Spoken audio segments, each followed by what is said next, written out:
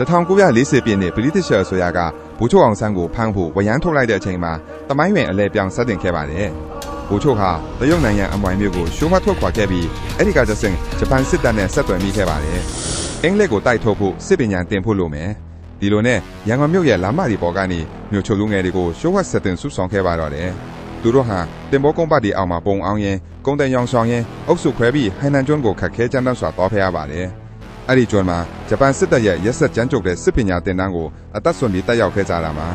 1941ဒီဇင်ဘာ26ထိုင်းနိုင်ငံဘန်ကောက်မြို့မှာလူငယ်30ဟာလက်မောင်းကသွေးတွေကိုခွက်တစ်ခုတည်းအထက်သစ္စာရေးတော့ပြီးဗမာလွတ်လပ်ရေးတပ်မတော် BIA ကိုဖွဲ့စည်းခဲ့ပါတယ်။ဒါဟာရဲဘော်30ရက်ကဘာကျော်သွေးသစ္စာဖွဲပါပဲ။ဘိုးတေးစဘိုးလက်ရဘိုးနေဝင်းဘိုးစေရစသဖြင့်တာမန်လူငယ်ဘဝကနေနိုင်ငံအတွက်အသက်ဆွန်ခဲ့တဲ့အာဇာနည်ရဲဘော်30သူတို့ရဲ့ရဲရင်မှုကြောင့်ပဲဒီနေ့ကျွန်တော်တို့လွတ်လပ်ရေးရခဲ့တာဖြစ်ပါတယ်။ဒီလိုစိတ်လှုပ်ရှားစရာတမိုင်းကြောင်းတွေကိုစက်ကြည့်ဖို့ကျွန်တော်တို့ရဲ့ page ကို follow လုပ်ထားဖို့မမေ့နဲ့ဘူးနော်။